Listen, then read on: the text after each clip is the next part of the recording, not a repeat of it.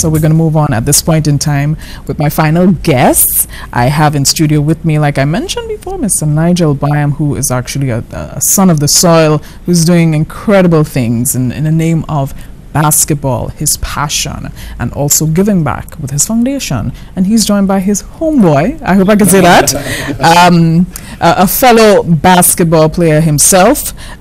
His name is Kibwe Trim. Did I get that right? That's perfect. Welcome, gentlemen. Thank you. Welcome, and congratulations, man. I appreciate it. Now, you started your journey 2010. You did some stuff with the national team, I understand. National team, yes.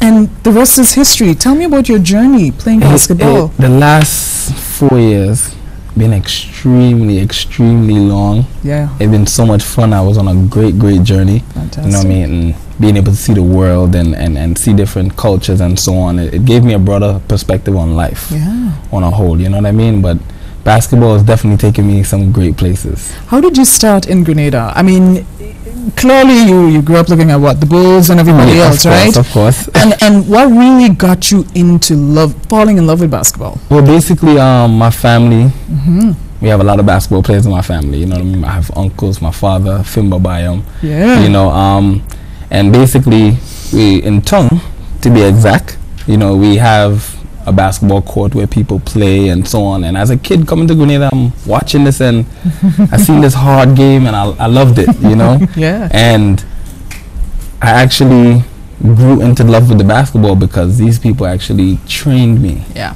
They even though I came from the States coming down, they actually took it serious because they seen the potential that I didn't even see. You know, so I definitely want to tell those people thank you, and that way the passion actually grew. Fantastic. Yeah. Now, you're currently playing for a team where? Right now, I just finished my last season, which ended in, that was April.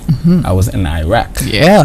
Which, that's kind of interesting. Yeah. I wish I had like about half an hour to talk to you because I know there's a lot. But what was that experience? Explain that. It actually wasn't as bad as most people may seem. Yeah. It wasn't as bad as most people may seem. The people were actually extremely nice to me. Yeah. I mean, I enjoyed it for the most part. I learned a whole lot about their culture. Yeah. So it was a lot of fun. It was fun. Fantastic. Yeah. I want to just move over to your homeboy Kibwe for just a couple minutes before we run out of time. But tell us a little bit about your journey. I was born and raised in Trinidad. Left when I was 17 years old to go play university in Connecticut. Graduated Connecticut after 5 years, bachelor's degree, master's degree. Great. I've been playing 8 years pro. I've been to Europe, Asia, the Middle East. Fantastic. Last season I finished in Japan. I won a championship, so you can call me champ if Kibwe is too hard. Nice.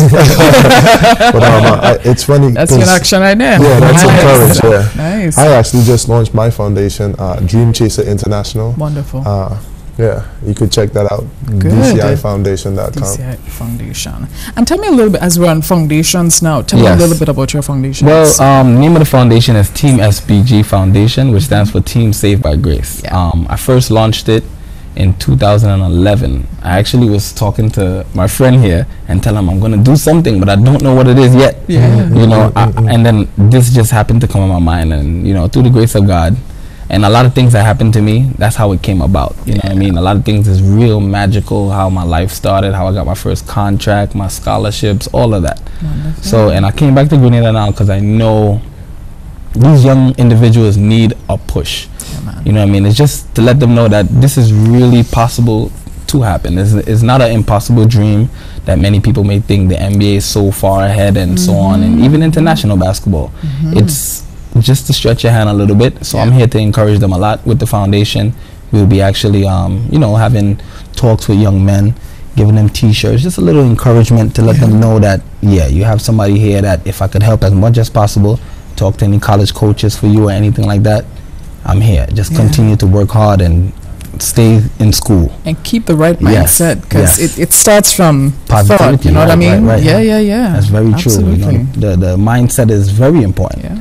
Because, you know, when you get out there, we all know it's a bigger world. Yeah, man. And it could change very fast. So therefore, just keep them positive and keep the ball rolling. Absolutely. I see you smiling, Kibwe. I'm looking to add to what he just, yeah? It's funny, right? Because I met this guy and we immediately hit it off. Yeah. And it's because we come from like backgrounds. Right. And just sitting, listening to him talk right now, I hear myself. Yeah. Like we're talking about the same stuff. Yeah. You know, coming from the Caribbean where a lot of kids, you see stuff on TV and you don't realize that it's more than just a dream.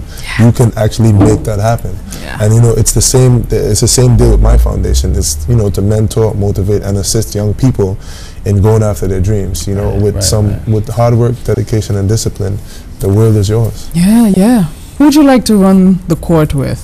Who's one of the dream, like your ultimate person you'd like to go probably one-on-one with? One-on-one. Who would I have to say? Wow. Probably one of my favorite players, to be honest with you. But somebody Like? LeBron is in my bracket, so I would hate to, but I do like him as a player, and he's a person that I actually want to test my skills against. Yeah. Definitely. Nice. I would actually go Kareem Abdul-Jabbar. Hey. Yeah, that's what I would go in his prime. You know, I'm a big guy. Yeah. I want to see how that translates. You have the hook as well? Yeah, I do the hook, but I like him. That's different. Nobody can do a hook like that. Right. Unstoppable. Fantastic. So how long are you going to be here for? I'm here until July 5th, sadly. All right, around the corner. Very sadly. Yeah. But I'm sure you'll be back, and I'm sure you'll, for sure. you know, for sure. come back, and it'll be fantastic if you could probably host. That's the plan. Game or something. That's the plan. That's definitely the plan. Yeah. Lots of things going on. Hey, Spud Webb did it. Hey. But congratulations, and I think what both of you are doing is just incredible, giving back, and it's so important, because I think, you know, these young men need positive role models, you know, without sounding too cliche, but they need someone who can tell them, listen, this is where I was, this is where I've been, here I am, I can do it, you can do it, and it's so important to let them know that it's not going to fall in your lap, you know. You gotta work, you gotta work for it.